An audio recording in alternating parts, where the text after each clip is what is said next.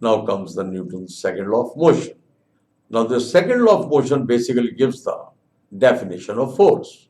So first of all, you must remember that force is an agent which changes or tends to change the state of rest or the state of motion. The second law is mainly related to the momentum or the change in momentum. So one thing is clear, that momentum is defined as the product of mass of the body and the velocity with which it is moving, or momentum is defined as the quantity of motion contained by the body. Momentum is calculated by the product of mass and velocity, and if we assume that the initial momentum is mu and final momentum is mv, where u and v are initial and final velocities, then the change in momentum will be mv minus mu. This change in momentum is called impulse, or impulse may also be defined as the change in momentum or a short duration force. Impulse is calculated by formula force multiplied by time. Its unit will be dyne second or Newton second. Dyne second is a CDS unit, Newton second is a MPS unit. But momentum is mass into velocity, that is kilogram meter per second or gram centimeter per second. If we wanted to write the rate of change of momentum, then momentum is represented by P and P is equal to mv. So rate of change of momentum will be dP over dt. So second law of motion states that rate of change of momentum of a body is directly proportional to the force applied on the body, and the body will move in the direction of force. And F will be proportional to dP over dt, where P is momentum and dP over dt means the rate of change of momentum. That is derivative of momentum with respect to time. For momentum, we can put the value m into v. Well, Newton's second law states that the rate of change of momentum is directly proportional to the applied force. So whenever we apply the force, there will be change in momentum, and that is what the statement of the second law. The differential form is dP over dt. The force is change in mass into velocity with time, and F is d over dt mv, and then we write m1 v1 and m naught v naught initial and final momentums, and time will be t1 minus t2. Now the rocket is indicated. It is giving out the fuel. When the fuel is given out, there will be change in momentum. So due to the rate of change in momentum, we will say the force is acting, or the force is when working on the rocket. Due to fuel, there will be change in momentum and the rocket will start working. So rocket is working because of the ejection of fuel, and there will be change in momentum during the ejection of fuel. Now the product of mass of body m and velocity v is called linear momentum. That is momentum in straight line. Therefore, the formula is written P is equal to mv. Momentum measures the quantity of motion contained in the body. It is a vector quantity. Its direction is in the direction of velocity. SI unit is kilogram meter per second, and dimension can be written as m1L1 t minus 1. If m1 and v1 are the masses and velocity of body, m2 and v2 are the mass and velocity of another body moving in the same direction, then momentum P1 will be m1 v1 and momentum P2 will be m2 v2. If we will take the ratio of the two, that is P1 over P2, we can write m1 v1 over m2 v2. If v1 is equal to v2, that is, if we assume that v1 and v2 both are equal to v, then we are left with P1 over P2 is equal to m1 over m2. So it is mentioned here, P1 over P2 is equal to m1 v1 over m2 v2. If v1 is equal to v2, m1 is greater than m2, then P1 is greater than P2, where P1 and P2 are the momentums of the two masses. Therefore, momentum of heavier body will be greater than the momentum of the lighter body. If P1 is equal to P2, then M1V1 will be equal to M2V2, or V1 over V2 will be equal to M2 over M1. That is, the velocity ratio will be inverse of the mass ratio. If M1 is greater than M2, then V2 will be greater than V1. That is, momentum being same, the velocity of heavier body will be lesser than the velocity of lighter body. Second law. As I have just explained you earlier about the second law, the rate of change of momentum of a body is directly proportional to the applied force. So the rate of change of linear momentum of a particle is directly proportional to the applied force, and it is in that direction in which the force is applied. Indirectly, we will say that body will move in the direction of force. Now, mathematically, we will say F is proportional to dP over dt. That is derivative of momentum with respect to time.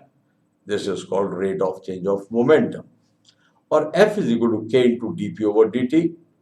In SI system, the constant is 1, and therefore F can be written as dP over dt, or it is mass into velocity.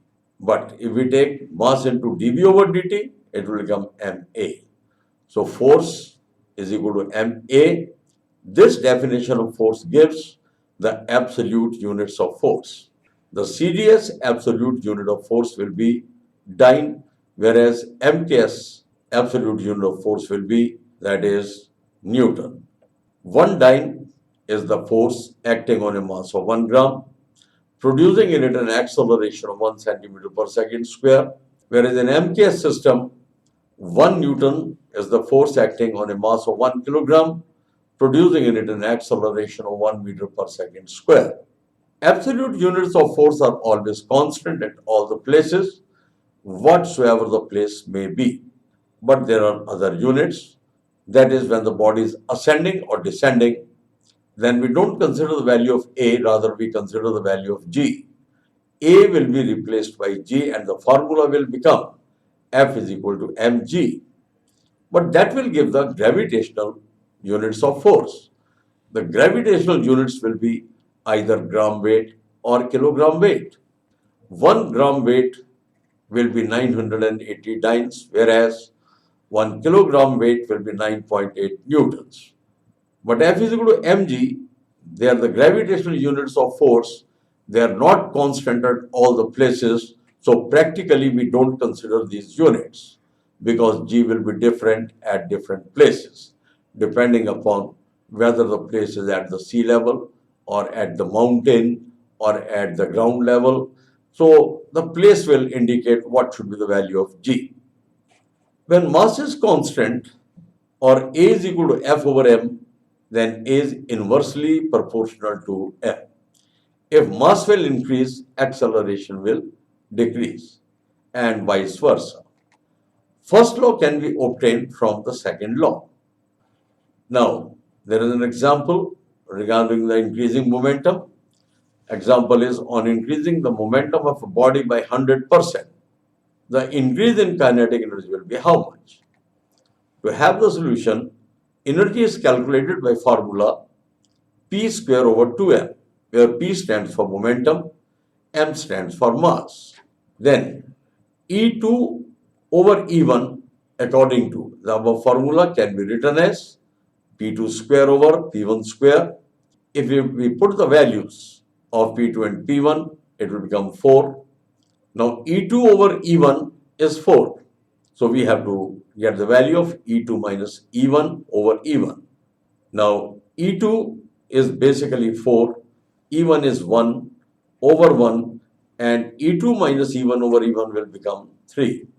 Now we have to find the percentage increase in kinetic energy.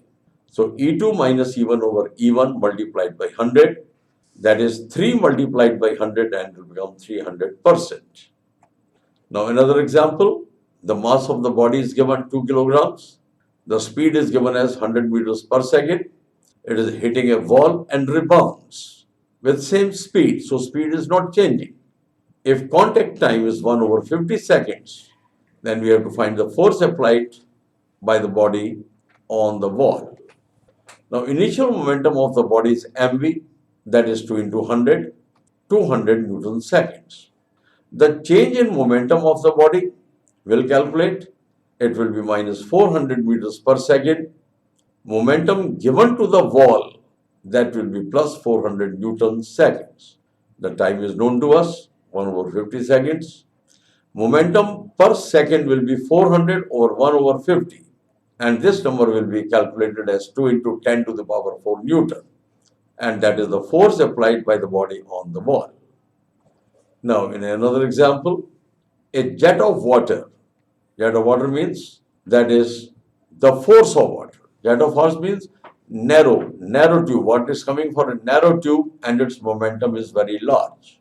A jet of water whose cross section is A strikes a wall making angle theta with the normal and elastically rebounds. The velocity of water of density d is V. How much is the force exerted on the wall? So it is clear from the figure, the velocity of approach and velocity after reflecting is same and angles are theta both sides. Dotted line is indicating a normal to the plane. If m kg of water strikes the wall in 1 second and rebounds elastically, then the change of its momentum is given as m is equal to VAD, where V is velocity, A is area, D is density. Therefore, force is equal to the rate of change of momentum. So, rate of change of momentum, that will be given as 2AV square D cos theta. That is, rate of change of momentum means, first of all, we will find the momentum, that is mass into velocity. And when we want to find the rate of change, the momentum will be divided by t. And the aggregate result will become 2AV square D cos theta. Now, in another example, sand is falling on a conveyor belt at the rate of m kilograms per second. Find the force needed to maintain its velocity, v meters per second in Newton. So velocity has to be constant. The change in momentum of sand of mass m kg gains velocity v, so it is given by function mv per second. And we know that change in momentum is equivalent to force, so required force will be equal to the momentum, that is mass into velocity. In another example, the rate of burning of fuel in a rocket is 50 grams per second. In 1 second, 50 grams of the fuel will be burned and comes out with velocity of 4 into 10 to the power 3 meters per second. So when the fuel comes out with this velocity, the reactionary force will be applied on the rocket and the rocket starts moving up. The force exerted by gas on the rocket will be, the force is given by formula, mass into acceleration. So rate of change of momentum is equal to the force. F is equal to dp over dt or v into dm over dt. Here v is constant. V is 4 into 10 to the power 3 meters per second, that is the velocity given. dm by dt, that is rate of burning the fuel, that is 50 into 10 to the power minus 3 kilograms per second. So force is mass into acceleration, that is mass into velocity over time. So we compute the values. Velocity is 4 into 10 to the power 3 and the mass is 50 into 10 to the power minus 3. We take the product and it will become 200 newtons.